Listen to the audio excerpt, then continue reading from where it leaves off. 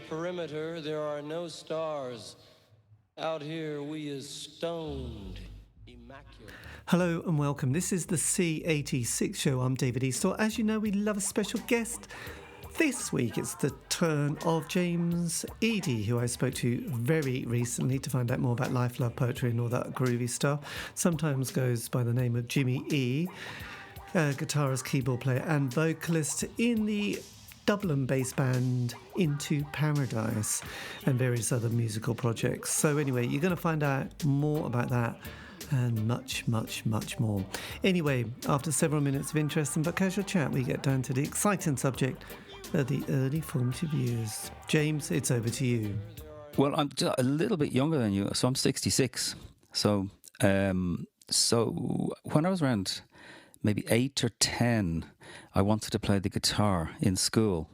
And there was a teacher there. And have you heard of an artist over here called David Kitt? Yes. Yeah, anyway, his dad was my primary school teacher and he was a musician. He basically taught everyone in the neighbourhood how to play guitar. So, and we all learnt the song One Man Went to Mow. Right, classic. And yeah, and I still have the guitar with the little star on it that he stuck on. I still have that, which is so funny. So anyway, so I got that, but I think my first musical awakening, my first single, was Blondie, Heart of Glass. Right. So that's 1978, I think. So what am I, 12 maybe or something?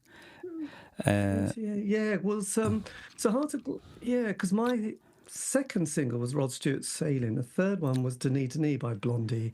Yeah. Which had I think Denis Denis was the first, isn't it? The first, was it the first or Hanging on the Telephone maybe it was the first? Yeah, I think Heart of Glass may be the third single or fourth. Because I just saw it on Top of the Pops and was like mesmerised by this artist and this song, which was quite interesting really. Yes, because it was originally recorded back in the early 60s by a band who I just got the greatest name ever in the world, which I will have to find because I should really know this, shouldn't I, by heart? It would just help life so much. Yes, Denis. Oh, it was Randy and the Rainbows. Yeah. It was a sort of bit like a doo-wop song from 1963. I think I heard it once, yeah. I always thought for years it was their original song. Yes. Yeah, it's brilliant though. I mean, their version is fun. It just jumps out the speakers, doesn't it? Yes. Well, but I think it was just looking at Debbie Harry though that that video, and then when they ended up on Top of the Pops, So I still have the single, and then my second single, I was doing well, was I Don't Like Mondays by the Boomtown Rats. And that was it, really, wasn't it? Yeah, but then I went downhill after that. My third single was Survivor, Eye of the Tiger.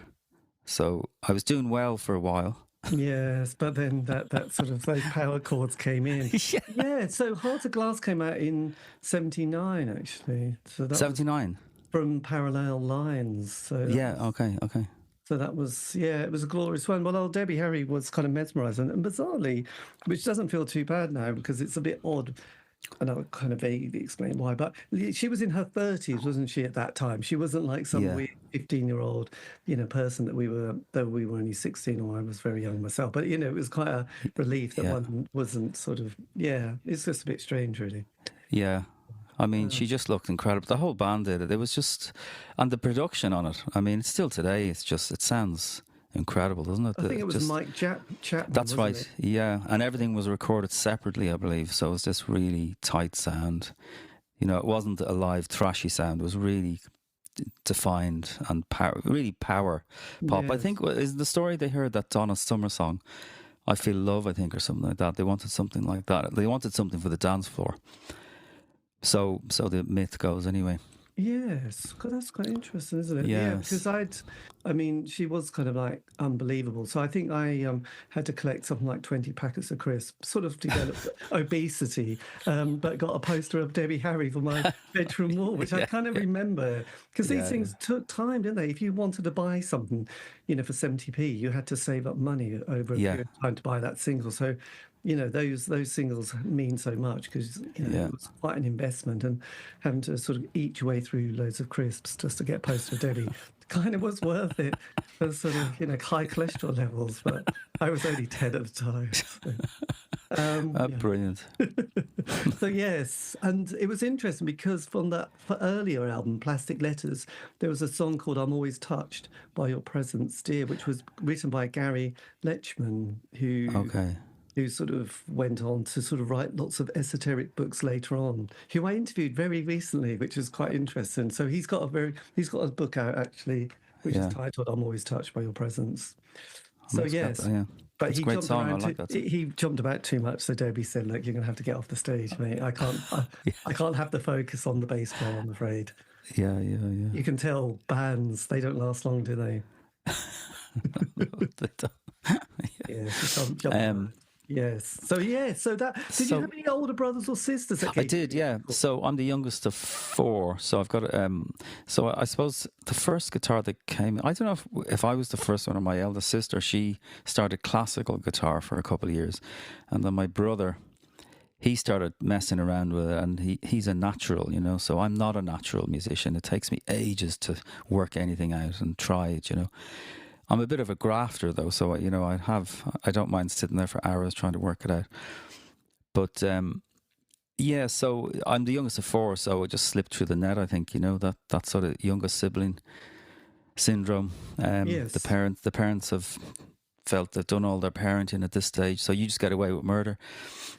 I was the youngest of 3. They're exactly the same. Yes. Yeah.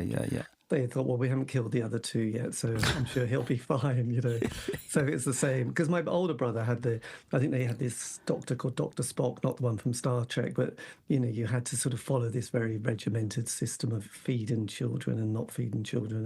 And it was all quite brutal, I think, at the time. Wow. And when my mother was pregnant with my older brother, who was 7 years older, she was offered a thalidomide drug at that stage. Yeah. So, that was, yeah. So Jesus Christ. You just get the hand-me-downs and just told not to worry too much, really. So, yes. Yeah. So that was, you were the youngest. So then as the 80s progressed, you would be 14 when 1980 and Boomtown Rats came along. Yeah, something around then. And then I just lost focus. I wasn't, obsessed with music. I wasn't something this is something I want to do. I was just a kid, and I got into cycling then. Obsessed with cycling for a couple of years until I turned 16. And when I turned 16, a friend of mine played me Never Mind the Bollocks. And I just heard that. And it just connected with that 16-year-old hormonal shift. It's just like, what is this thing screaming at me, coming at the speakers? And it was just, this is incredible, So I became a punk, as you do, for the next year, just obsessed with music. So that's where it really started. So I'd say Anarchy in the UK would be the song that I always go back to, And even when you put on that Never Mind the Bollocks now, it's like Parallel Lines. It just sounds incredible. It's just really powerful. Who recorded that again? What's his name? Well, English. I do remember there was a guy called Chris Spedding did some demos, and then Richard Strange who also helped do some sort of production work on it, but I can't quite remember now. Never mind. But who's the main guy who did it? He did Pink Floyd, didn't he? He was an established engineer, producer. Yes, it was all there. There was Chris Thomas. Chris Thomas, that's the one I'm thinking of, yes. So, yes, he'd worked with the Beatles and Procol. Yeah. So it just sounds amazing to this day. Those guitars and everything, and the vocals. It's a brilliant record. Yes.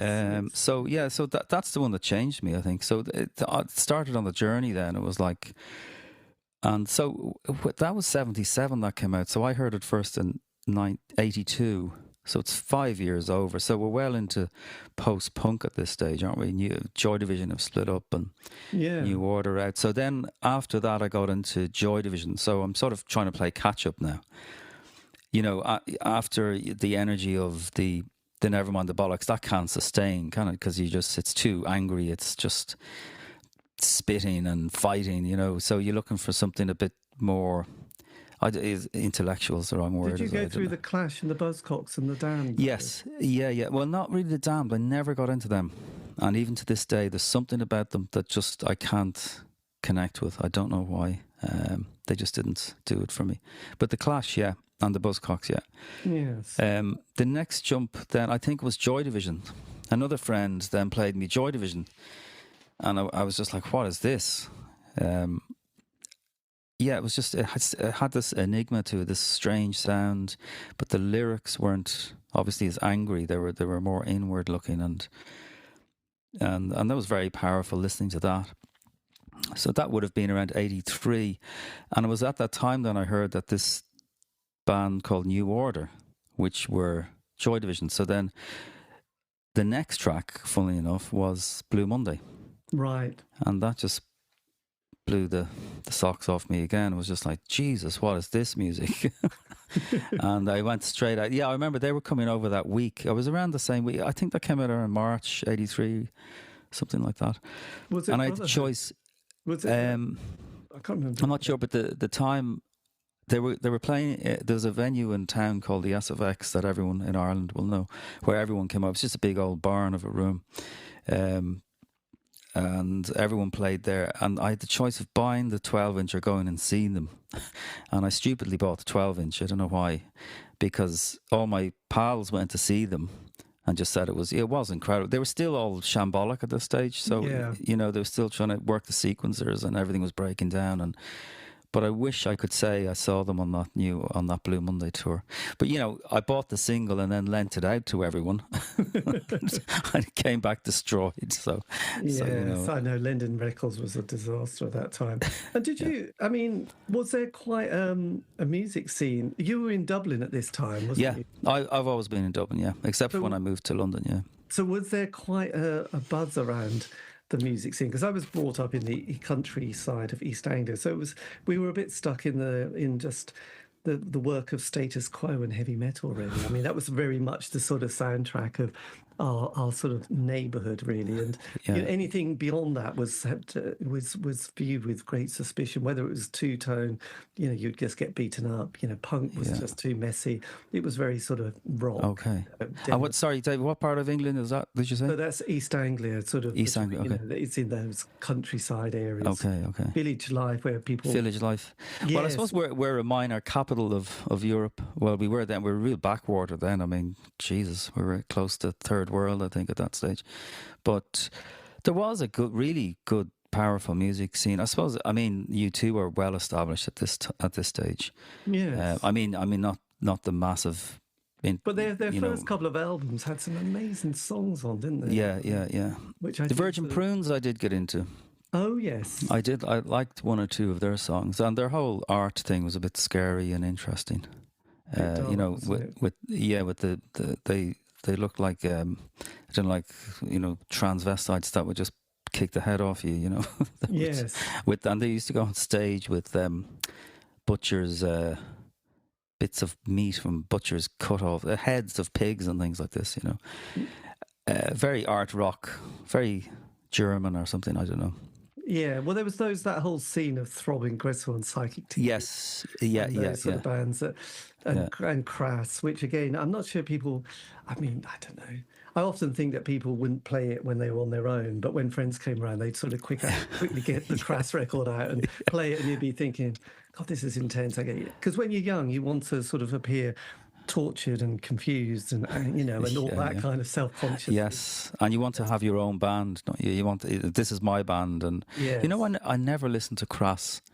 I remember their name because Crass was always on the school bags. Yes. That was the big A, the badge, wasn't it? The big A. Yeah. Crass with the anarchy A. I must go back and listen to them. So the early 80s in Dublin. There was a music scene. Now, I wasn't involved in it at all, so I think the first gig I went to, proper gig in the SFX, was Simple Minds. Right. In 83 or 84, something like that. And it was around then I sort of said, another pal of mine was selling his bass guitar, and I said it was so cheap, a bass guitar and an amp for a tenner or something. So I said, I'll buy that. Oh God. And I started plodding away on the bass in the bedroom along to records, And then I thought, why don't, a few friends, let's have a jam together, as you do in the school hall. And that's, I think, where it all sort of started. Yeah, trying to play Echo and the Bunnymen and Joy Division and The Cure, Yeah, all I the suppose staples. because there was a bit of the post-punk scene with bands like Gang of Four and the Nightingales and Marky Smith and Cabaret Voltaire, but then you had your like U2 and Joy Division and Simple Minds. But then I think 83, I always say this, the Smiths come along and it was like that kind of, wow, this is a kind of, I felt a moment and a movement that started to kind of shape indie rock pop for the next 5 years. Yeah, I mean, what a year. I mean, I think that's the same year as Blue Monday, Right. 83. I mean, if you think back, I don't know what else was in the charts, but I do remember a friend bringing that first album in, their debut. And that was, it was so different sounding than anything else, because it was the guitar, well, it's just everything about it was different to what was going on around, from all the gothy, darky stuff, The Cure, to the Sisters of Mercy, to Bauhaus, that type of stuff. Not Simple Minds, they're more commercial, I suppose. But yeah, it was just so different, wasn't it? The Smiths. Yeah, lyrically there was those, which we sort of could latch onto with great enthusiasm at that stage. So it was good, and also there was films that had been coming out. Like there was a couple from Francis Ford Coppola, wasn't there? There was Rumblefish and The Outsiders, which was quite an interesting one. Jim Jarmusch had a few black and white films that came out, which all looked very sort of, again, kind of angsty and deep and meaningful and black and white, which always makes it very sort of meaningful. And you go and see those films and want to be cool as they were. And so I don't know. It just felt, I don't know what it was like in, your area, but I do sort of wonder, because there was so much music being made, but there was such a lot of unemployment at that stage, and sort of there was a sort of sense of being defeated, but you got the dole and you got your job seekers allowance bits and the council tax paid and rent paid, so you could just kind of live in a slightly impoverished way. But when you're young, it was fine, really. Getting the job just seemed a very confusing thing to do. Yeah, I mean, I don't know what it's like. I don't know what the dole situation is over here. But yeah, I mean, I went to England then just after school and signed on your dole. Right. Just any dole. Yeah. And it was great. We all went over, and it was like, we literally the day, like I finished my exams in the afternoon, and I was on the boat to London that evening, So did you leave school at 16 then, or 18? Yeah, well, no, I was 18. I did what's called the Leaving Cert over here. Right. But I think around 18 is when you leave. It's like your A levels. Maybe it's not as intense. Your A levels are really like college, more like college first year exams, I think, are they? I think something like that. Yeah, there was that sense, and not many people went on. At my world went to A levels. They just went from CSCs. Yeah. Not even passing them and just going straight into a factory. I mean, yes, you can leave now. You at East don't even bother with those exams. Yeah, exactly. Well, more or less the same where I'm from. It wasn't. It was just the national secondary school. Most people, if you could get into the family business, that's what you did, or if you got a job. But just the immigration here was massive. So, but about 5 or 6 of us jumped on the boat in '85, right, over to London. And did someone have a plan? Did anyone? Yeah, well, we knew people already there. The plan was we go over and see such and such, and you just booked yourself into a hotel. Like, it wasn't much of a hotel now, I have to say. It was like it was a little bit grubby. There was like, this is 4 teenage lads. Yes, it was like a holiday for us. It was so ridiculous when I think back, and. So it was summertime, it was June, finished the exams, all went over, next day signed on, and they gave us this emergency payment of £100 or something. Wow, happy hour. I know.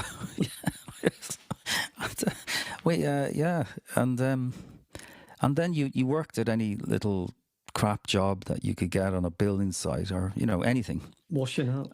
Yeah, exactly. Did so many washing up jobs, and we stayed in that hotel for about a month, and then we moved to a flat, and I stayed there for the rest of the year, I think, knocking around. And actually, do you know what? I went over to do a sound engineering course. That's what it was, because Right. I sort of, in the back of my mind, I wanted to be in a band, but I thought that's just a ridiculous ambition. You can't be in a band. I don't know anything about it. I'm not good enough. It's an impossibility. But You weren't John Entwistle, were you? yeah, I was At that stage. No.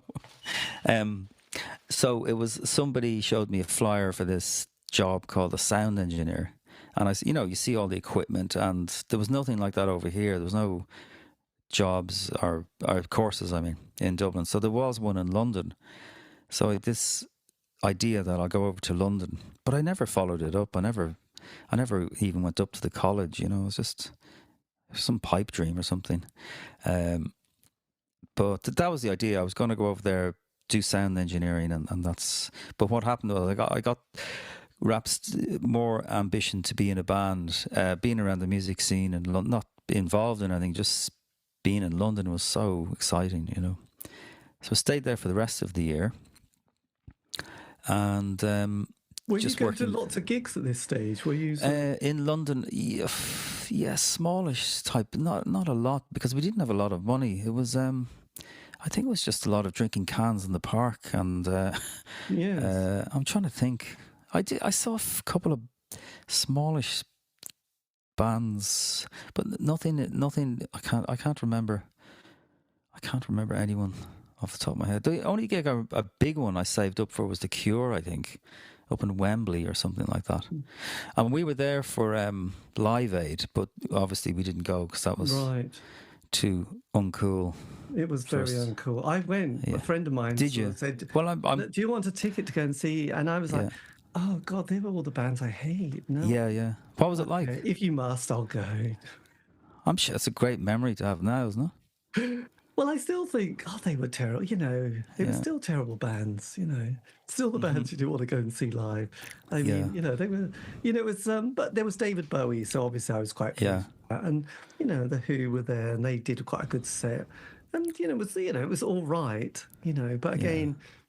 Yeah, it was all right. I mean, obviously Bob was amazing. He put it together. And when I've watched those documentaries, it's like, oh my God, that is incredible what you've done there, Bob. I was a really moany, angsty, lefty kid during that time. So I was thinking, where's the Smiths? Where's Susan the Banshees? Where's Aswad? They haven't got any reggae bands. Yeah. I was really critical of the whole thing. He found me quite tedious at the time. I was probably quite tedious, actually, because it was like, Nick Kershaw, Jesus, Spandau I know. Ballet, Sade, Phil Collins. I mean, you couldn't go anywhere without meeting Phil Collins. You open a cupboard, Phil. He was just everywhere when he would stink. Yeah, he was. He was the 80s, the sound of the 80s, wasn't he? That sort of yacht rock, is that what it's called? Yeah, there was that. And, he just had a lot of Thatcher optimism in the air, which I found quite, I was more Red Wedge really at the time, so... Yes, but there was another band. I know they're from... Yeah, did you ever come across Five Go Down to the Sea? Yes, Ricky Janine, and because that story will lead into the Setanta into Paradise thing. Yeah, I never saw them live. I never saw them play live. Like the first time I heard of them was when Keith played the single he had recorded as Beethoven, which was Ricky Janine on guitar, and what's the singer's name? Finbar. That's it, Finbar Donnelly, who tragically died in that awful accident. That was the first time I heard them, and then I went back and started listening to their earlier stuff as Five Go Down to the Sea, and then I got into that Cork thing, Micro Disney and all those. They were brilliant, really imaginative original bands, weren't they? Well, yeah, fantastic. So so 85... London. So that's so you weren't, because gigs were very cheap. Those indie gigs though around the place, they were all £1.50, weren't they, or £2 or whatever. So, and there was quite a scene. It was like Alan McGee had the Was it the living room gig? Yeah, I never went up. Was that around that time? It must have been, yeah. I think it might have been 83. I don't know. It was kind of then. But there was, just lots of little North London venues, weren't there? Yeah, and I remember there's lots of little festivals, free festivals on in parks and stuff, which were great. And I can't remember who was playing at them, but everything was just thrown together and put on. Yeah, there was a lot of rock fun. Against Racism, wasn't there? And Save the GNC or something. I can't.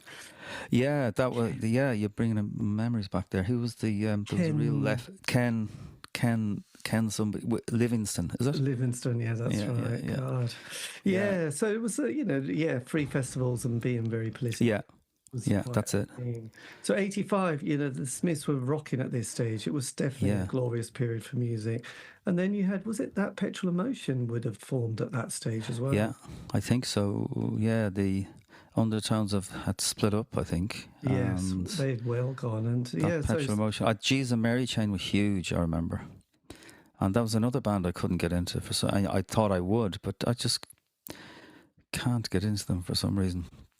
I don't know why. It's funny that, isn't it? Yeah. I understand Crass. I feel like I might. I think we might be. That ship has sailed, really, hasn't it? Really? Yeah.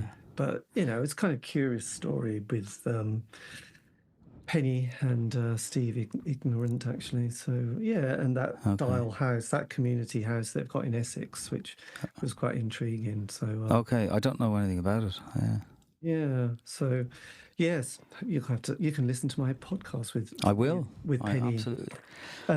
So still you were there, but no band, or were you slowly forming a band at this stage?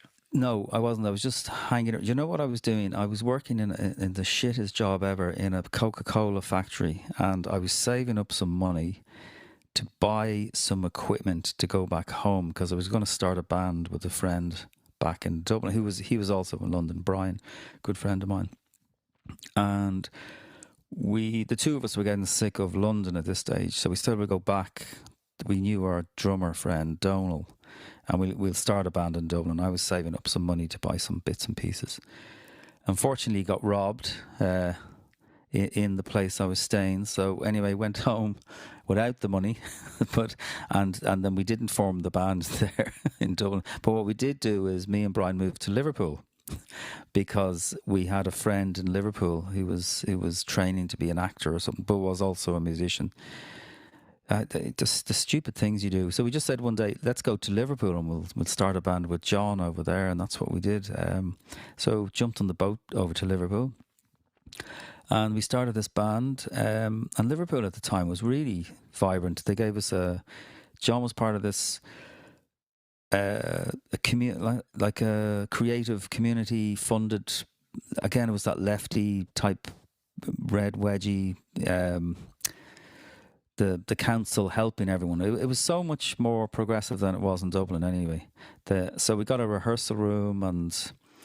We found somewhere to live and we rehearsed, and so that was great. We called ourselves My Fake Joy, the worst name ever, and we did a gig. We only did one gig, and the funniest thing is that our drummer that we had just found. So it was myself and Brian from Dublin and John from Dublin, but he had been living in Liverpool for about 5 or 6 years at this stage. So he found this Liverpudlian drummer. And we were just walking down the road one day.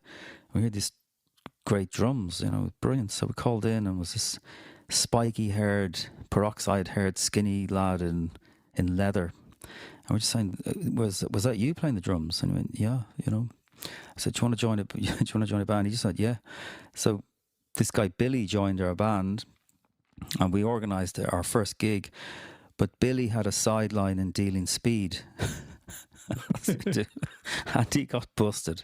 So he was busted and was on remand or whatever. He was serving some. I think maybe he had been done for another previous crime or something, and he was actually in prison. He was doing time.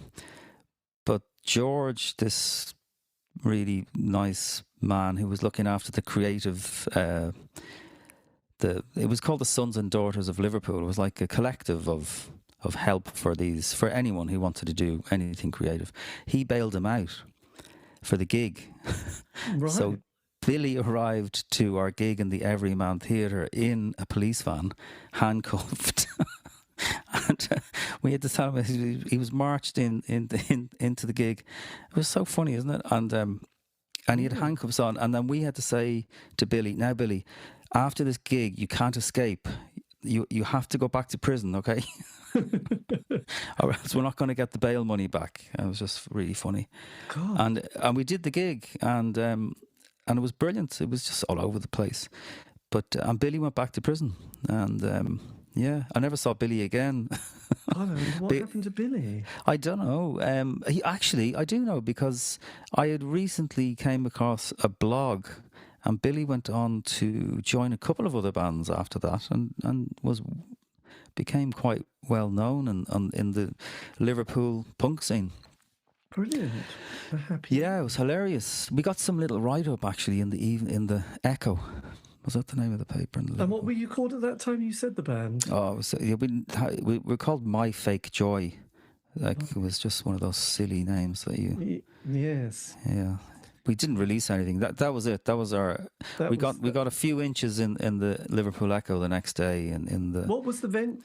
Did you say... Oh, the Everyman Theatre. It was the Everyman Theatre, and it was part of this night of all these bands and poetry readings, and, it was a little preview. There was a lot of kind of interest in alternative bookshops and whole food places. I mean, those two areas were quite sort of the go-to establishments to find out what was happening. They always felt like you were in a bit of a, wow, this is exciting. I'm in an alternative bookshop with, all those books that you pretend to read but you don't. Yeah. Or be interested in, but yeah, there you go. So then after that, you're still in Liverpool, and then what happens? Stay in Liverpool. I mean, I found Liverpool was just great. I mean, the atmosphere there, compared to coming up from London, with just this huge, massive city, I found it's quite a very intimidating place. Still is, isn't it? It's just so big and cold and fast. And Liverpool is more like Dublin, I think, smaller, So we stayed there for about a year, and then we just had enough. It was just the usual stuff of just drinking too much, smoking hash, and just, no direction. There's no, I don't know. It's just, I felt, this, I have to go home. This isn't going anywhere. So packed it in. Came back to Dublin. When's that? That's 86 now. Yes. Back to Dublin, and hung around Dublin for a bit, did some crappy jobs, and then did the sound engineering course in Dublin. Right. That's what happened then. So you had your wilderness year. So then do things start to sort of click into place? No, it continues with the wilderness years for another year. But still, I started with the sound engineering, which was great. So I met and I still have good friends from that. So that was brilliant. So did the sound engineering thing, and I think that's how... Oh yeah, Brian, who I was in Liverpool with, he had joined... So there was this band called Backwards into Paradise in Dublin. So, at the same time, Backwards into Paradise were running, and there was Dave Long, Rachel Tighe, and I can't for the life of me remember the other two guys' names. So they had started the band in 86, and then Brian came back from Liverpool with me, and he joined them as a keyboard player. So now he's in the band, and then I'd finished my sound engineering course, and he asked me did I want to do sound for them, and so I did sound for a couple of gigs for them, and not very well, mind, but and then about a few months later, they were looking for a guitarist, and then I can't remember when I changed from a bass player to a guitarist, but I went up with my crappy guitar and started playing guitar with them, and then that's when I joined in Backwards into Paradise, it was called then. Right. So this is, what year is this? This is 1988 now. Yeah. Right, you'd sort of made it. So you did a few singles as Backwards into Paradise. So...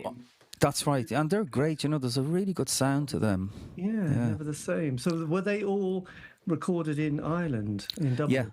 Yeah. in a couple of studios, and that would have been just Dave and Rachel. I wasn't involved in those early recordings. Right. I think they sound fantastic. And in many ways, I'll probably come back to this, that version of Backwards into Paradise, I think if they had have got somebody to recognise them at that stage, there was something really different about what they were doing. That was of the time. So this is 86, yeah. 86, 87. I think it could have worked, but it didn't. Yeah. It doesn't. You have to be at the right time, the right place. Somebody has to hear you, and all of these different factors. Yeah, I mean, most people mention the word, luck and timing, and it's like, and a lot of people kind of just about have their moment where they think it's all going to happen, and then a member of somebody at the record label leaves, and the next person comes along and they think, why the hell have we got this terrible band? Yeah, it's always it's the story, isn't it?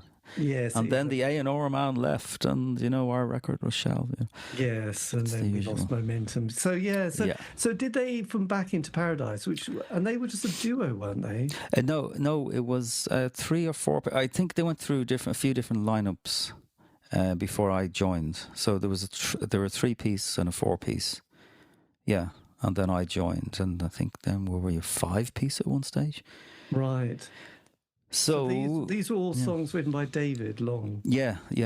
He's the main songwriter, yeah. Right, and they were recorded at Temple Lane Studios, Dublin. Yeah, so I think the Temple Lane studio sessions I would have been involved in. So I think I was in the band at that stage. So that's sort of 88, just before Keith Cullen sets up Setanta, I think, yeah. So I think he hears one of these songs on an Irish compilation. There was a record shop over here called Comet, and they used to do local bands compilations, which was great, Yes. on cassettes and vinyl.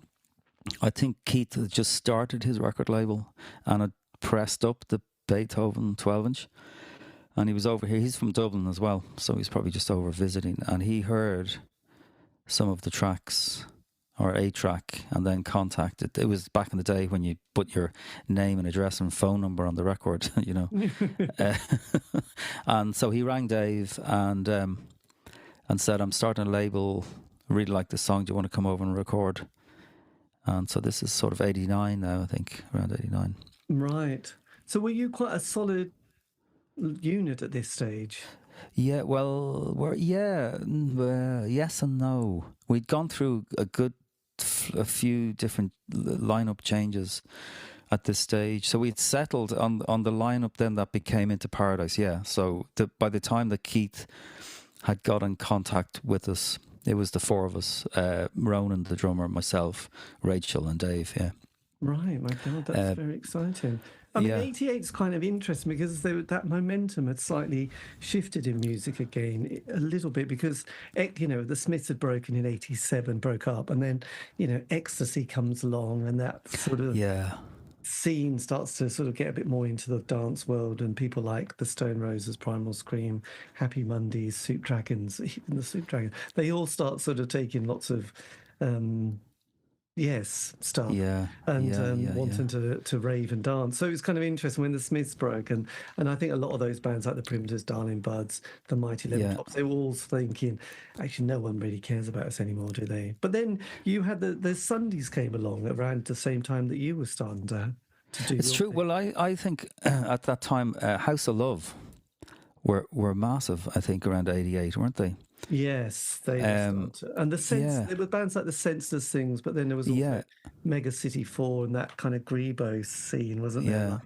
And I read that Creation Kevin McGee book, and he was saying that at that time, because as you said, the Ecstasy and the Stone Roses were baggy, that whole dance thing, crossover thing was happening. So that the House of Love were out of kilter with that sound.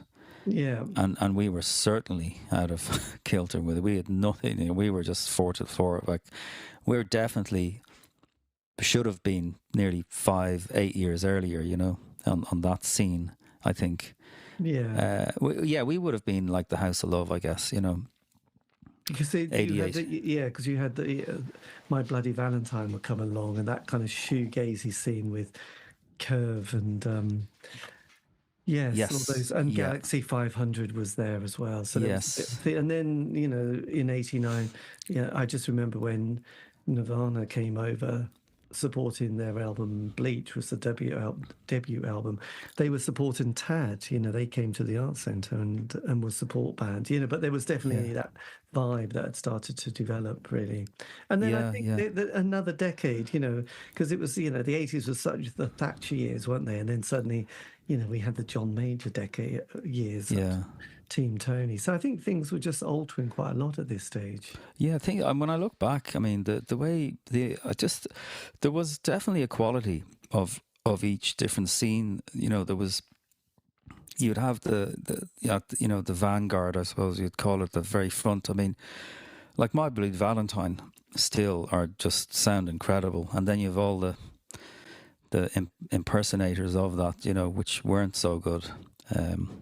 Actually, I saw that. Did you see them on their last tour just recently, last November? No, It's absolutely incredible. Brilliant. Absolutely brilliant. Yeah. So they still They have still to do it. do it. Kevin Shields is still doing Kevin it. Shields. Yeah, I listened to the Debbie Gudge one actually. Your recent. It's brilliant. Yes. She's that was- what a bass player.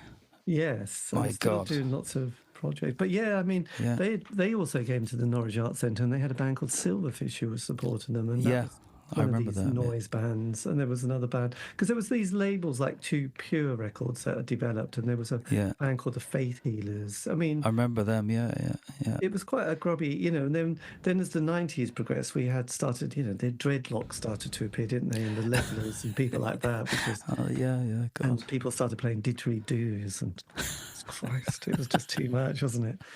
But it was also, I didn't even think of cultural appropriation at that stage. I just thought it was quite annoying. But Yeah, we've a play. Have you heard of Galway? It's a town on the west of Ireland here.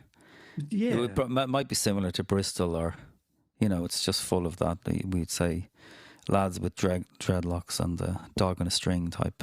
yeah, special type. brew. Yeah. But yeah, great music. Yeah, but so where was I on the timeline here? So, Yeah, so you were 1989. Yeah. Yeah, so this was it. You were just about to launch. So this was. We go over to London. Keith, just said, if you make your way to London, he didn't pay us or put us up. He said he would stay with friends, but I'll book the studio, and I'll contact Adrian Borland. And well, firstly, Dave Long thought it was a joke because, somebody just doesn't ring you out of the blue and say, "Do you want to make a single?" And I'll get Adrian Borland to produce it. That was But amazing. he Had you come did. across the sound at that stage? Oh yeah, yeah. I was a big fan. I mean, New Dark Age, From the Lion's Mouth, that album, and Jeopardy. A good few tracks on Jeopardy. Yeah. Yeah, and he had, the sound. They had that album in Thunder Up, I think, was 87. Yeah. Yes. So big fan of the sound, and Adrian. So very nervous going in to meet him, that day, and walking into Elephant Studios was just a brilliant moment in my life, just because we had been in all these shit studios in Dublin, and everything's broken, and nothing works, and suddenly you're in a proper studio. And Nick Robbins was the house engineer, incredibly talented engineer. So people like the Pogues had recorded there. The Smiths, I believe, did their first version of their debut there with Troy Tate. Right. That's online now. Yeah. Yes, Troy. And we used to just continually nag the studio owner for him to. So could we listen to it? So this is 89. Yeah. So when was their debut? 83. Yeah, I think that first album. With, so 6 years. Children. But nobody had heard this version then. That was the interesting thing. Nick was saying it was totally different. That it is. Have you heard it yourself? No, I don't think it's online. I'll send you a link after this. Yeah. It's just up on YouTube. Yeah, you can see. Go ahead, sorry. No, sorry. I was going to say I did an interview with John Porter, who was the one that Mr. Rough Trade had said, "Look, could you try and sort out the debut album because it doesn't sound very good." But I Yeah. think he just said, "Like, I've got £500. Can you work on it over the weekend?" Yeah. But he's got some very interesting stories that Okay. you'll go, "Oh, Johnny Oh. Marr, that's a bit naughty," but you'll have to have. Okay. And this is the John Porter interview that you did. Yes. Oh, brilliant! I'll be straight onto that after this. But he was very Fantastic. sweet. He was very sweet. But yeah, it was some interesting things that you mentioned about that kind of experience. Yeah. But I was also interested because of his early years with Roxy Music and another little Yeah. combo thing he did connected to the East Anglian fairs and festivals, which was a hippie bit of a hippie scene. So anyway, that's another story. Yeah. So were you going in the studio to record the first EP, Blue Light, at this That's stage? correct. Yeah. That's right. Adrian So it's Borland. with Adrian Borland. So just be 2 days in the studio, and the studio's down in Wapping, just down in the basement. But everything worked. I'll never forget putting the headphones on and hearing, the band play through the songs, and we're just jumping around, laughing with giddiness. That sort of. It sounded like a record. It sounded like we just couldn't control ourselves with the excitement. It was sort of like, this just sounds, proper reverb and compression, and all the amps were just beautiful. So we just flew through 4 songs on the afternoon of the first day, and Adrian was brilliant. He was just so supportive. He would just get a take. It was done so quickly and seamlessly. Right. There was just no. Well, it was only 4 tracks. We were so rehearsed. We more or less put them down live with a few overdubs, and we were back home on the Sunday evening. It was just a great memory to meet Adrian. I remember going down there was a lovely little pub down the road called the Prospect of Whitby, just on the Thames there. And just sitting there with Adrian and him telling us stories, that was great moments about being on the All Grey Whistle test, touring with such and such, meeting this person, and yeah, brilliant. Yeah. God, that's amazing, really, isn't it? Yeah. Was the sound still going at that stage? No. I think he was doing his solo stuff, or was it Alexandria, or was it Adrian Borland and the Citizens or something? I think was it something like that. I think they'd split up in 87, 88 maybe. Right. They had just split up, possibly. Anyway, so we did that with Adrian, and then came back, and that was released, I think, around. Oh, it was July, actually, because then Keith said, "You want to come back and do an album?" Right. Really quickly. So did you do the album straight away after Blue Light? Yeah, the Blue Light was done in April, and then we went back in July and did the album in 10 days. And the album was called Under the Water. So what was Under the Water was the debut album? Yeah. God, that's amazing. It's a bit confusing because we do have a song called Under the Water, which was on another EP. I don't know what was up with our naming system. Yes, it was all over the shop. And did you sign a contract with the label at that stage? No, it was just all handshake with Keith. So he put up, I think the album cost him 10 grand with Adrian's fees and the studio fees. And again, we were just sleeping on couches the summer holidays. Yes. But another good memory I have is as we were just about to go in to record our debut, we met Keith in town the night before, and he brought down the NME, and we had just got single of the week. And that was one of those moments of, because that was an important thing. When you look back on it now, it's just ridiculous. It's not important at all. But it was such a milestone to get single of the week. The night before you're going in to record your debut just gives you that sort of confidence, doesn't it? Well, God. And also John Peel played a track into Piece of Paradise. Yes. The only time he ever played us. God, he never played us again. God, that's a bit of a shame, isn't it? Not getting a John Peel session. He didn't like us, I heard. No, he just wasn't into us. That's got to hurt. That does hurt, actually. But then, like the music papers did have a massive circulation at that stage. I don't know Yeah. what bands were still going, but Melody Maker and the NME had some fantastic kind of clout, didn't they, at that point? So a single of a week would have done quite well. Do you know how many copies were sold of the sort of... I've no idea. No, I really don't. 500,000. I don't know.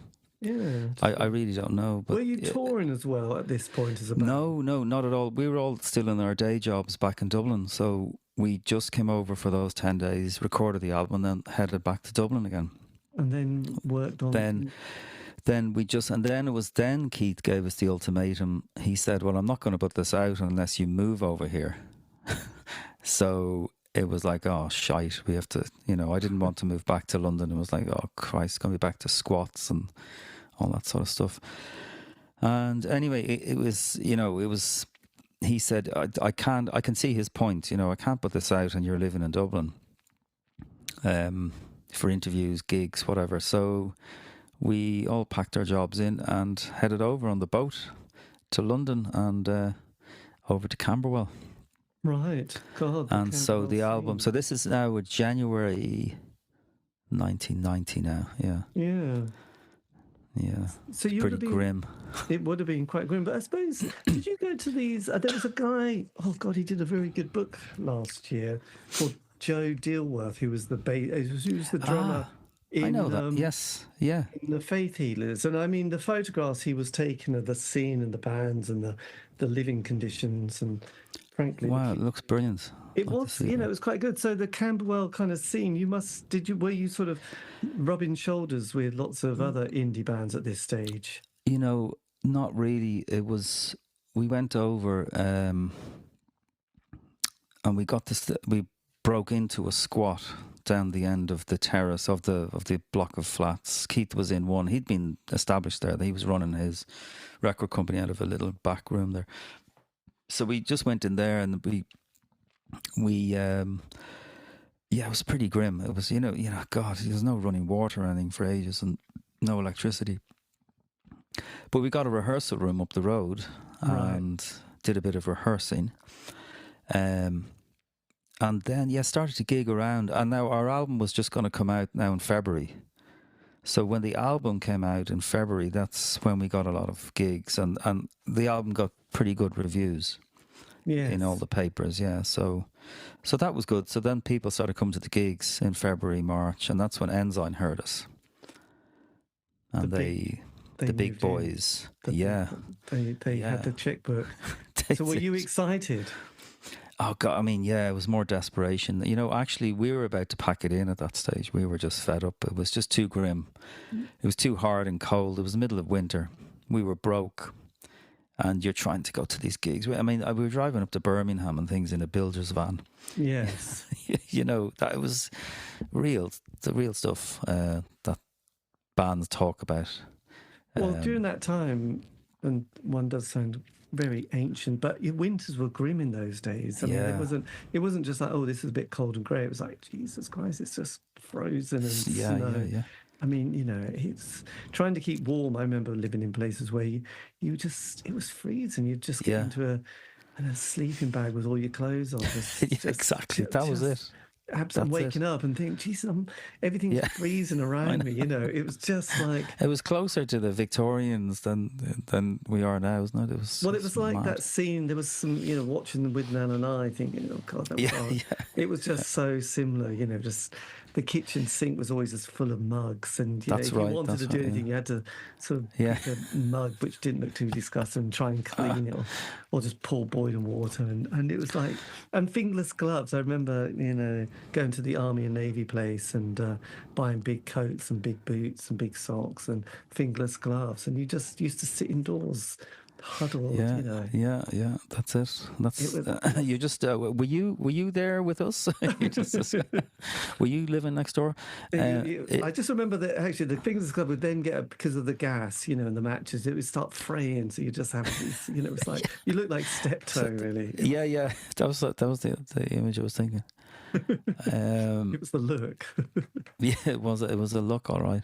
Yeah. So we're gigging around London. And the people are coming to the gigs and, telling us we're great and this, that and the other, the usual stuff.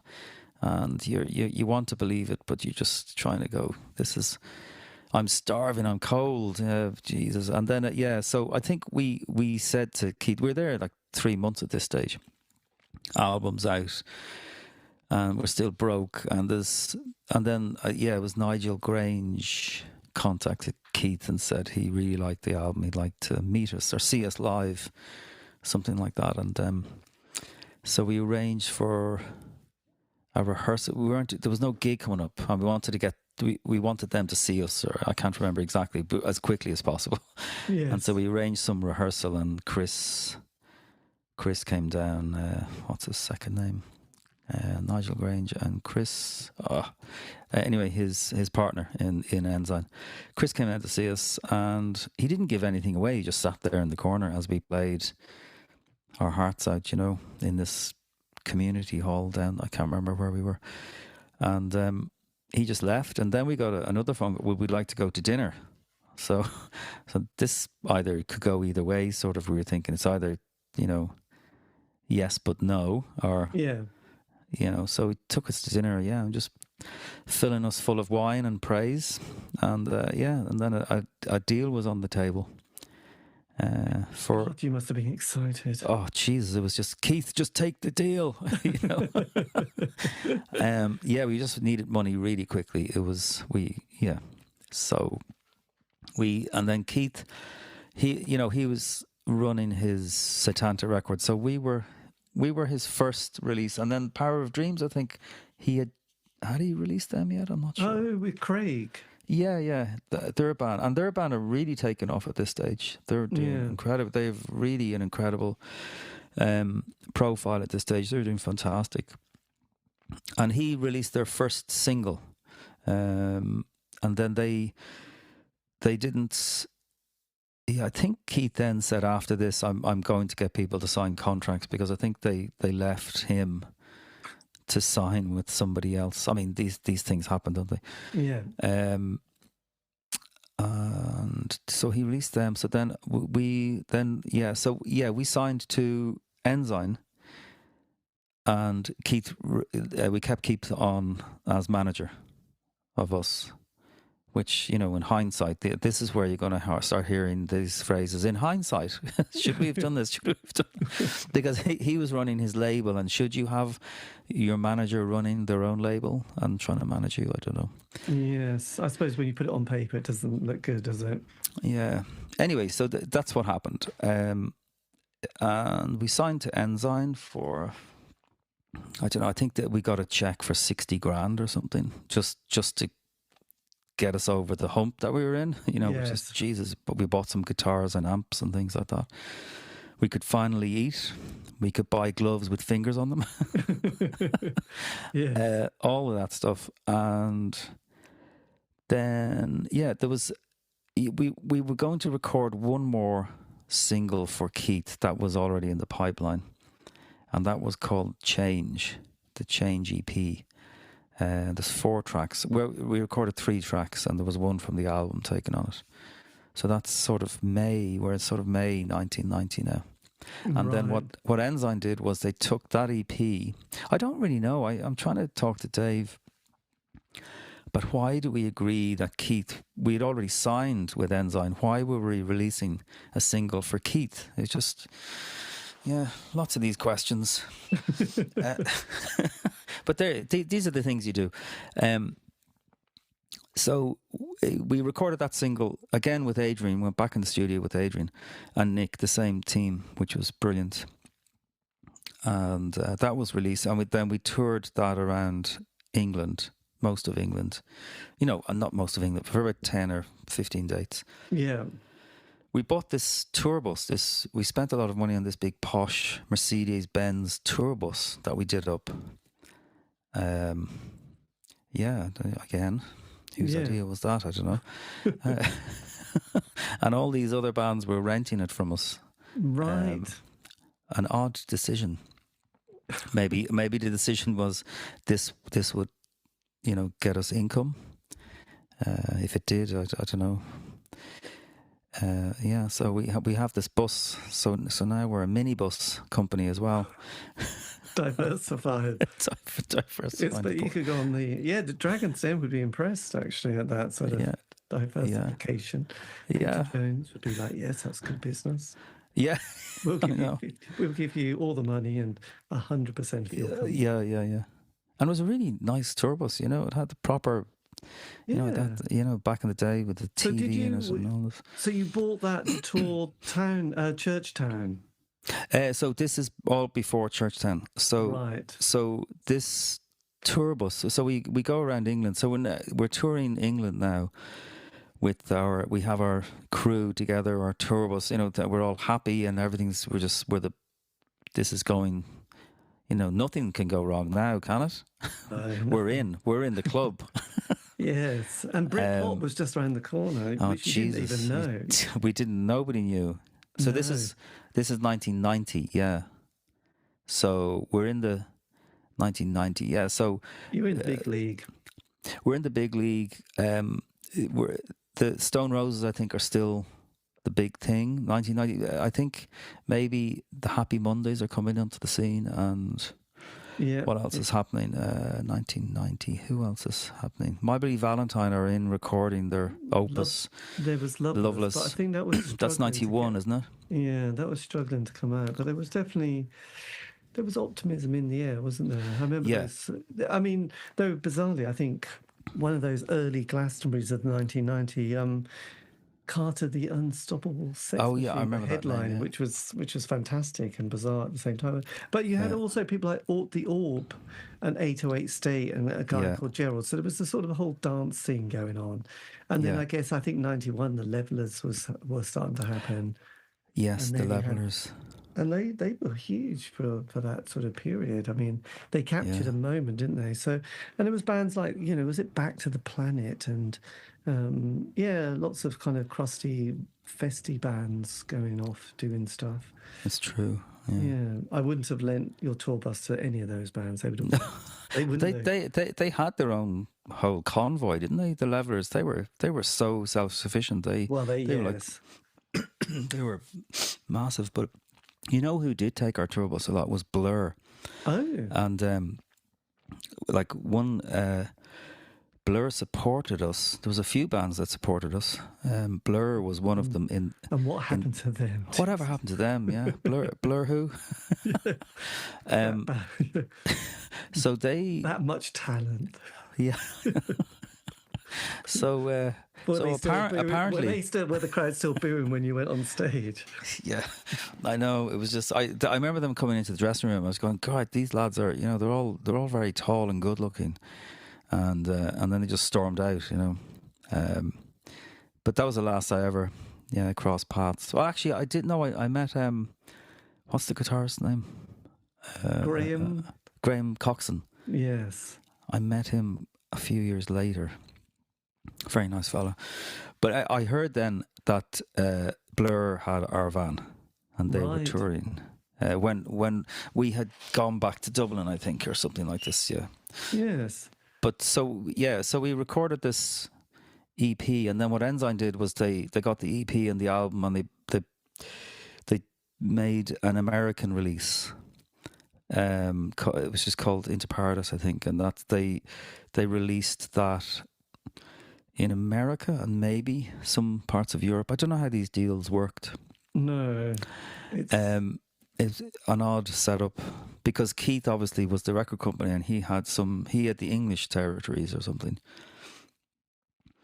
So anyway, then we get out of the squat at this stage, so we can move back home. So we go back home to Dublin, which was nice, and we can rehearse in Dublin, and that's when we were writing or trying to write Churchtown. Yeah, that album for Ensign, our first album for Ensign. Which wasn't the easiest thing to write because, the cliche of the difficult second album, the first one being your life's work and the second one being that year. Yeah. So we were going through that, lack of songs and things, And it was the usual stuff, big studio, the whole lot, Yes. Yeah. But the songs on that album, like you got Rain Comes Down, which is amazing song. And then Yesterday's Man and Burns My Skin, I'm Still Waiting. I mean, they're all incredible. I mean, there's just such a great sound on that album, isn't it? Oh, thanks. Yeah. I mean, It took a... Yeah.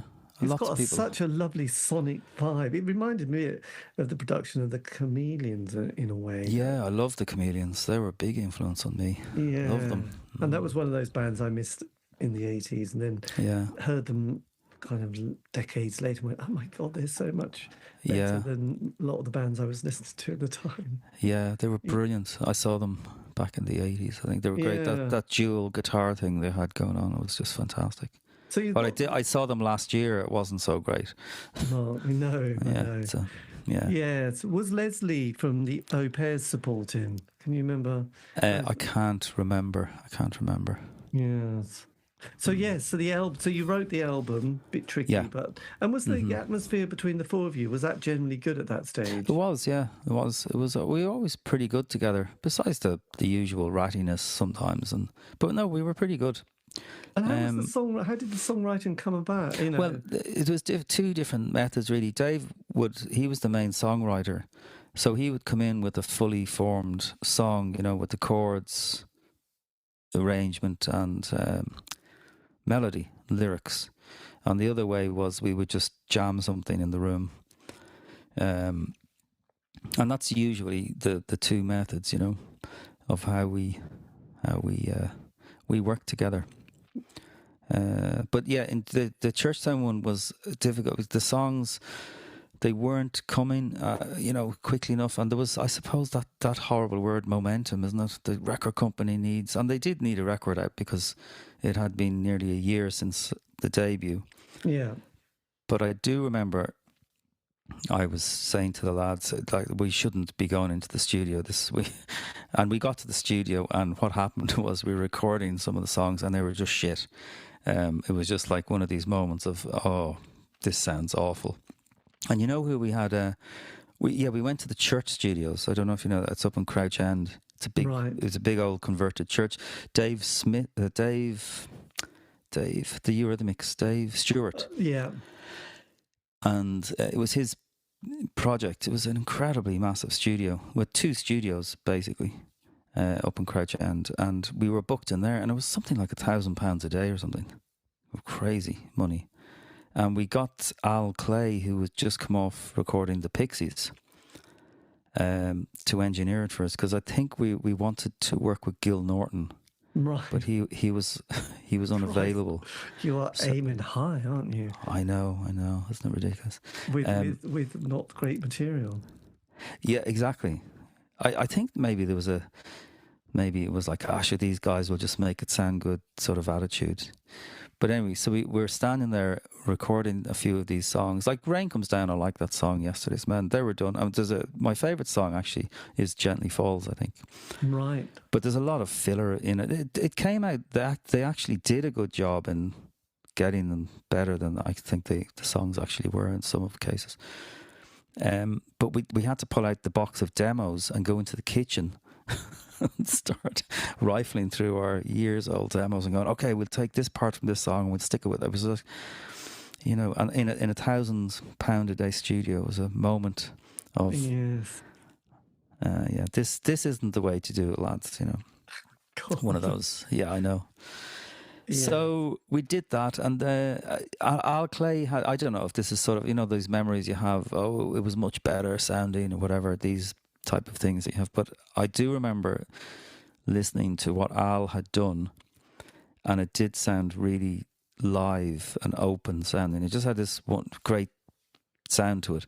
But we got Chris Sheldon in. Now, this is no slight on Chris Sheldon, he did a great job on it, but there's a specific sound to it, particularly with the drums, I think, that are just have this processedness to it. Now, it sounds great and powerful, but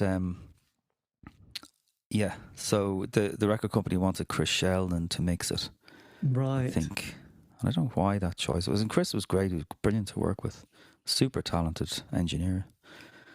Then it was okay, and then they started humming and hawing, about we don't like this, we don't, and then suddenly you're in the depths of the second album. Oh Christ! Yes. So we had to go to another studio to start recording other bits. Yeah, and the record company are coming in then into the control room, and they're saying maybe you could do this, this sort of thing, and they're throwing you. I remember at one stage Nigel and Chris come in and go, maybe it burns my skin if we had the sound of guns going off or something. Things like this. Yeah, that was just Jesus. Crikey! Did you ever hear this recording of the Trogs? Doing that bit where he keeps saying sprinkle some fairy dust on it. Okay, I haven't Have you ever heard heard that? No. Crikey! I will send it to you because it will change do. life. Do. Because it's like he's trying to get the drummer to do this beat, and the drummer doesn't get it, and he keeps going, do do do do do do do do do do, and the drummer's no that, and the engineer records it and then puts it out, so it's all over, and then he's saying sprinkle some fucking fairy dust on it, and it's like, and it's just, I mean, you just kind of hear them kind of getting more and more. It's I want to, but you get. I want to hear that. So bringing guns, I just think, oh yeah, that's yeah. It was just like, just not now, mate. It's not helping us. And you're there going, yeah, that's a great idea, because these are the rec guys paying for this thing. Yeah, we'll try that later. Jesus. So we're going through all that. So that's the whole of, we're in the towards the end of 1990 now, and we're going through all these different studios with Chris. And we're racking up this huge bill at this stage. I remember in the church, I kept asking the record company, how much have we spent? Because somebody said it was £1,000 a day. And that was without the engineers and Adrian's fee. And I said, how much are we spending on this thing? And I found out then in the end, we'd spent £80,000 on the thing. And that's just unrecoverable, really, Yeah. So, I said, funnily enough, we were doing a gig up in the Falcon, that place up in Camden. Yeah. The little venue where everyone played. And Chris Hill, that's his name. I just came back. Chris Hill. Chris is outside on the step having a cigarette, and I sit down beside him. And he's got a good gig. And I said, Chris, do you mind if I ask you something about the money part of things? He's going, oh, we never want to talk about money, Just a quick question.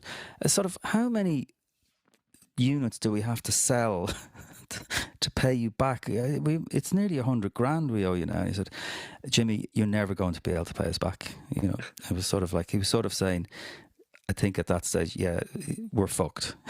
The album hadn't even been released yet at this stage. Yes, he was probably thinking this isn't a good time to give up smoking, is it? Yeah, exactly. I think they had Sinead O'Connor, didn't they? That's right. The Waterboys, amazing roster. Actually, I listened to your interview with the Blue Airplanes. They were on Ensign as well. That was a great interview. Yeah. The Blue Airplane. We supported them actually in the Astoria. Right. Yeah.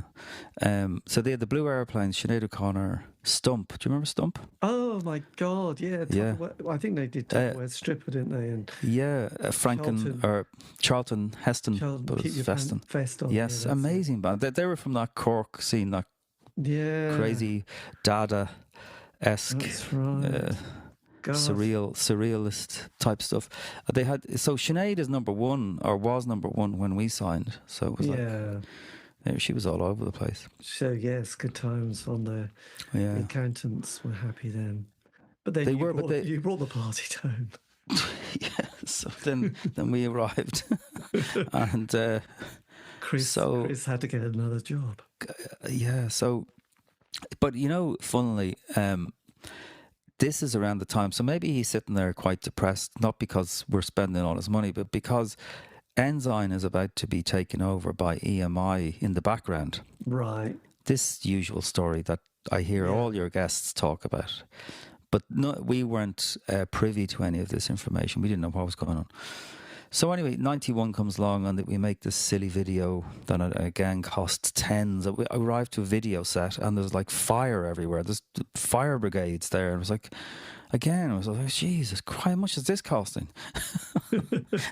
there's catering trucks and things. It was just so over the top, so funny.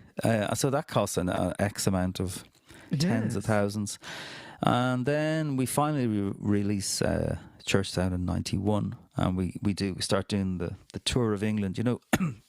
What's the phrase? The toilet tour? Is the that toilet? Oh yeah, there could be. There's the kind of the arts centre. Like we've got Norwich Arts Centre, and then you got the Harlow Square, didn't you? The Duchess in Leeds, and the Duchess, every Southampton Arms, is it? Yeah. Oh, Something Princess like Charlotte in Leicester. Princess Charlotte, yeah, all those. They all we play. Jesus, we did those day in, day out. We used to just go round and round in circles.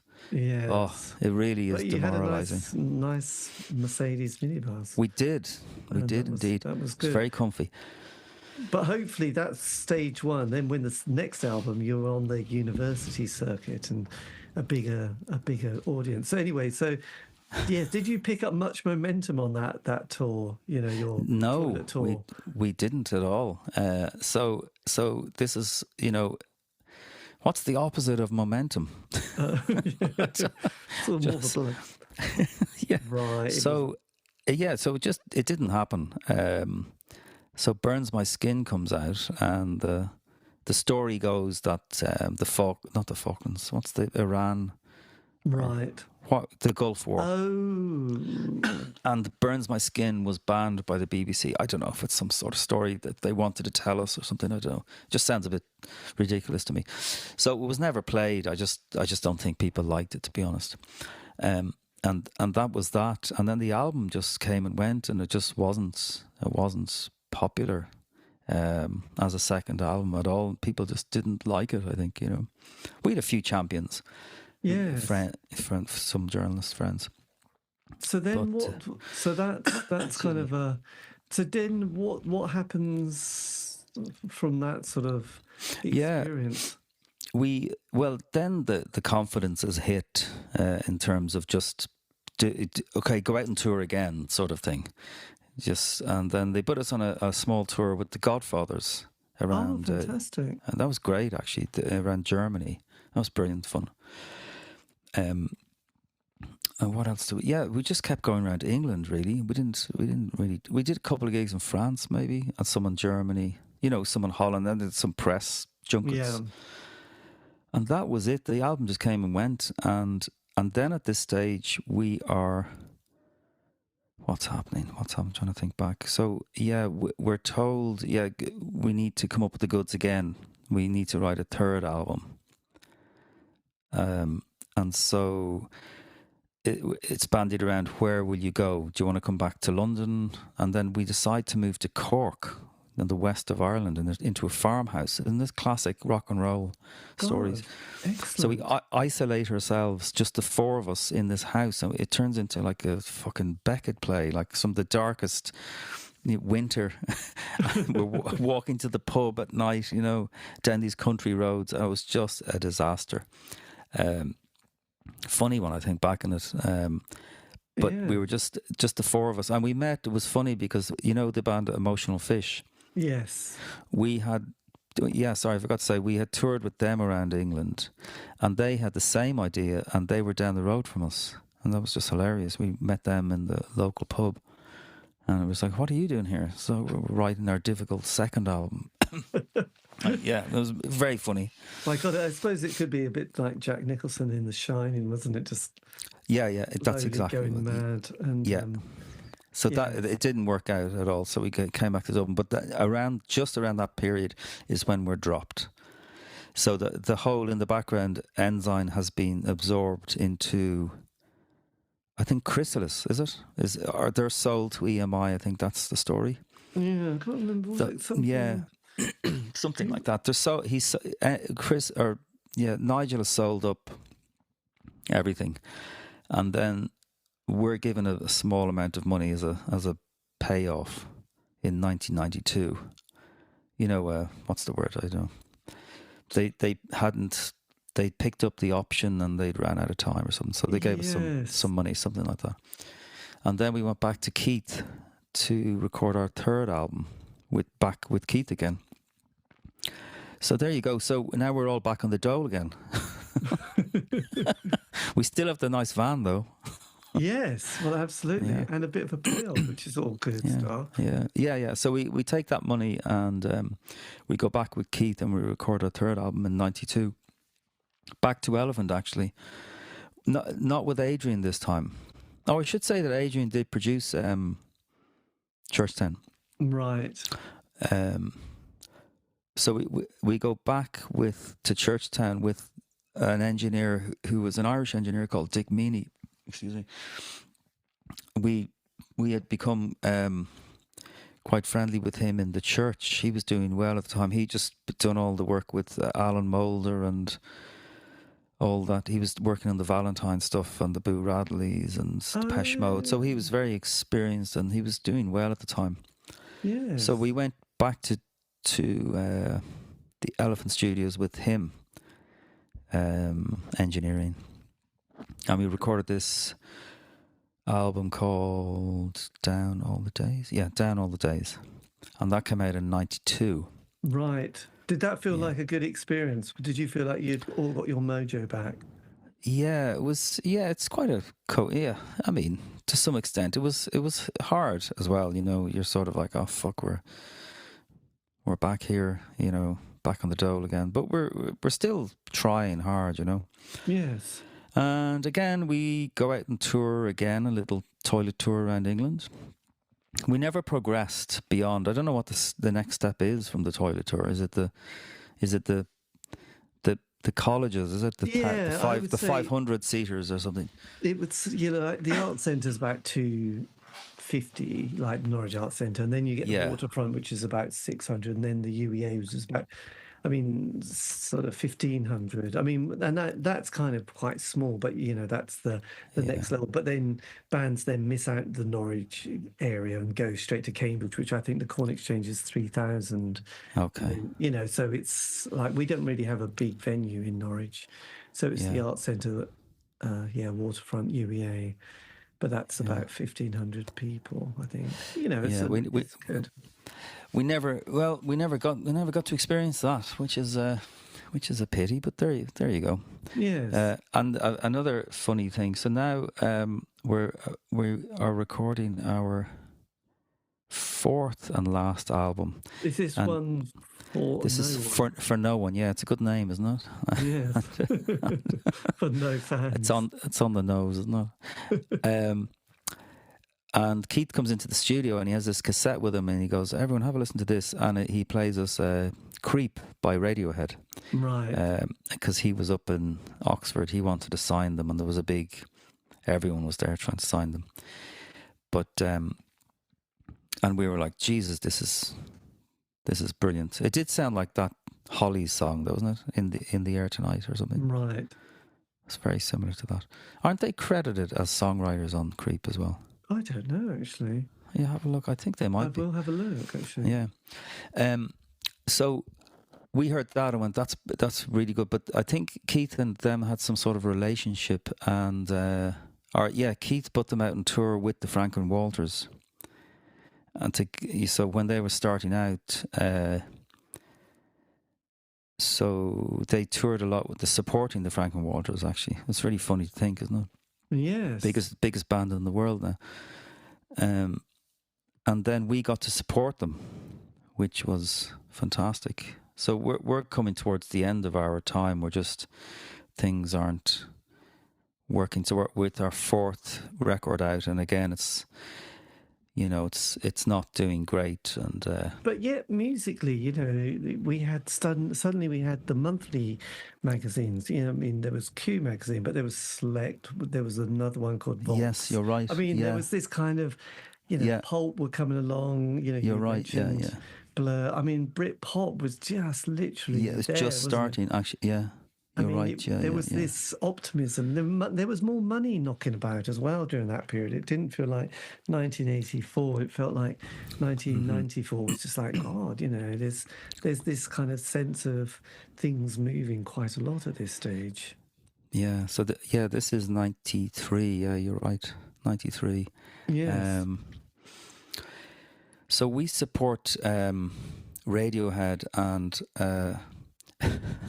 I could have ended Radiohead's career with a little accident that happened.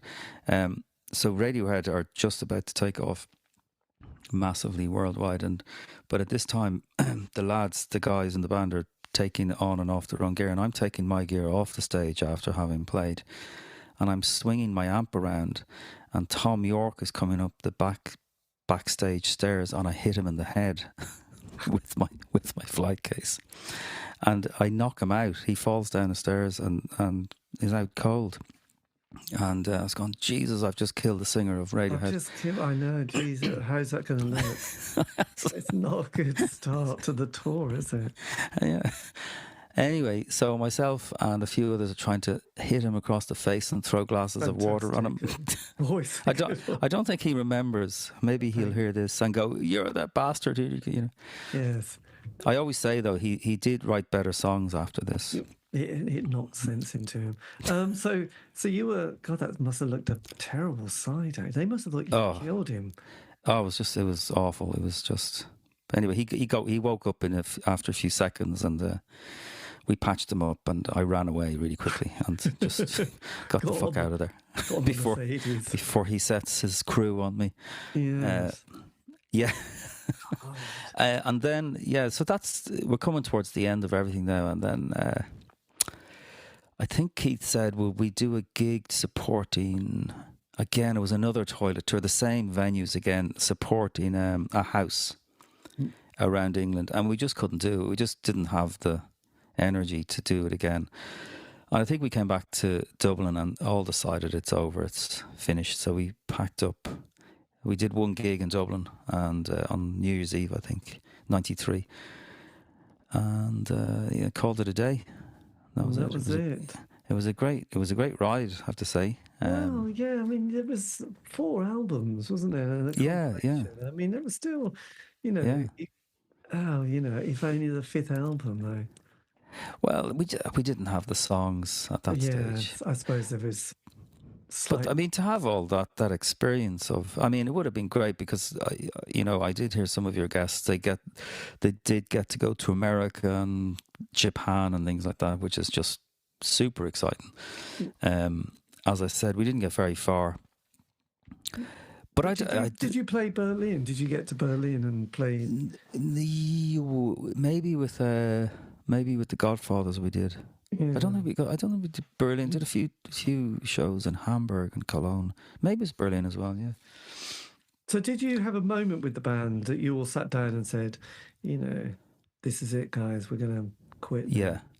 I can't remember it specifically, but it would have been around that winter of 93, coming up to the end of the year. Yeah, it was sort of like, well, what are we going to do? I mean, do we just keep doing this?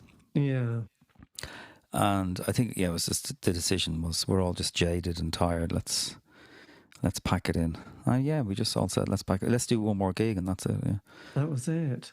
So then what do you do when you have to sort of pick up the pieces once you've realised? Well, what I did was I released a solo album. I went myself to try and start a band, and I released this solo record called Amusement in 90. So I started writing that in 94, directly after. And Dave went to London. Dave moved back to London, and I think he was working with Dick Meany again on some songs. And Rachel, the bass player, she joined a great band in Dublin called Luggage, who John Peel loved. Check out Luggage. I think he played them. He played them a lot. So Rachel, she ended up, of the 4 of us being the coolest. Right. Being the coolest band. And Ronan packed it in completely. He just packed everything in and went back to college to study economics, something like that. And now lives in London, as in the financial sector. It was all that being burnt with money. He just went, never again, Yes, well, absolutely. And then sort of, you did your solo album, which came out in 96. Yeah. That was on Dirt Records. That's right, yeah. Great record label, Shane and Brian O'Neill. And that was Brian, who was in Into Paradise earlier on, who I was in Liverpool with. Right. And Shane O'Neill was in the band Blue in Heaven. And Brian O'Neill was in the band Into Paradise. And Brian O'Neill was in Liverpool with. Right. And Shane was in Liverpool with. And Brian O'Neill was in the band Blue in Heaven. And Brian O'Neill was in the band Into Paradise. And Shane O'Neill was in the band Blue in Heaven. which you may have heard of. Right. An 80s, earlier, a few years earlier than us. They would have been the wave of 85, around the Chameleons time. Yes. Cactus World News. Do you remember that? Oh, Do you remember yes. those? Around that period, 85-ish. Blimey, God. Yeah. And when that came out, did that get much interest? Did you? No. I was very difficult at that stage. I don't know how they put up with me. I wouldn't gig it. Right. I was just like, I can't gig anymore. I just can't do this. So I just had this silly idea that I could just put records out. Be like Enya or someone. Yes. Or, I don't know. Yes, or a member of the Beach Boys, really, Brian. Yeah, something like that. Something stupid. I was so precious. That was, how they put up with me.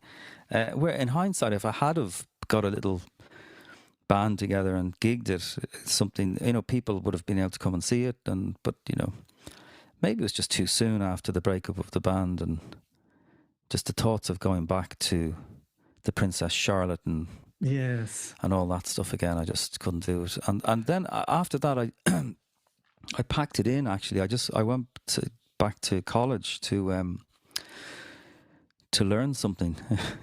Back to pick up my schooling again. Yeah. So what did you go for? It was music and media technology. It was like a master's course in Trinity. It's where I work now, actually. In Trinity, in Dublin. Yes. And I went back to that in 97, and that was 2 years. So that totally changed my head, actually. I met some great people there, and I was introduced to all that new music, like Steve Reich and Phil Niblock and the Minimalists from California, that music that I'd never heard before. And that was really a great period. Yes, my God. Yeah. So you sort of became a student, and then you just got a job there, and that was yeah. It. Here I'm still here, all these years later. That's incredible. That is, So, and have you progressed through the academic world? Yeah, and written books and. I haven't written a book. I've done all the publishing, the journals and the chapters and the conference papers, but I don't think I'll do the book somehow. The Substack is my book. When I get to the end of this Substack, I'll definitely print it up for myself anyway. Yes. So on the Substack, when did that become part of your life? Just this year, actually. Well, I started just because I was reading so many biographies. The Ja Wobble biography is fantastic. The Mickey Bereni one is so well written, absolutely incredible. And her story, and Lush's story, is the archetypal story. Although their profile they were massive compared to us. They were so successful. But her book is just brilliantly written, isn't it? It's incredible. So I was reading these books and thought, it'd be funny if I did one. And it was sort of like, and there is, it's from the lower level, from this view. I wonder would it work. So so I'm just putting it up on Substack. Each week I do a new chapter, a new section. Right. That's interesting, yes. Because I think, was there a guy called Simon Williams? He did another. He was, I think, on that same 9/8 books. And he had a record label that had what was it called? Again, he sort of had a brush with fame in the sort of Fierce Panda Records. I remember them, yeah. And I think they'd signed Coldplay, but obviously Coldplay, just did a single or two and went, yeah, that's great, but we're going to sign for someone else now. But he, so it was one of those bands that had lots of, really good bands on it, but he was always a stepping stone. But he's done it's quite an interesting book. I won't spoil it, but if you get a chance, do read it. What's the name? I just type it in here. Simon Williams. Okay. I'll try and find. What is a great book, if you're interested, is James Fernley's Here Comes Everybody, the Pogues story. Yes, I've done a lovely interview with James, actually. Yeah, I didn't know that. Wow. Yeah. Did you read the book? No, I just bought it, actually. It was terrible to admit, isn't it? Really? But I can't lie. I'm terrible at lying, actually. But I went, I'll do the interview, I'll buy the book. And then it sort of sits there, and then you look it up. Well, actually, just, I don't know, do you like audiobooks at all? I do, yes. Yeah, so his audiobook is brilliant because he's reading it, and his accent, his thick, Mancunian, is it? It was a sort of up north, Yorkshire type accent. He's brilliant at reading. And it's just, I mean, the story, I'm not finished it yet, but Jesus Christ, it's harrowing what the stuff they went through. Oh my God, it's I remember seeing the post when they were supporting Elvis Costello in the very early 80s. Yeah.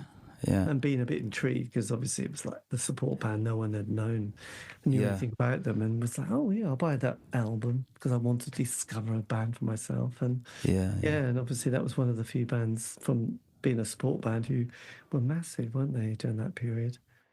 It's a great book. I'm reading that at the moment. And there's another one I started. Is it Nigel Haynes from a record company? The Auteurs. Yes, I've got that one.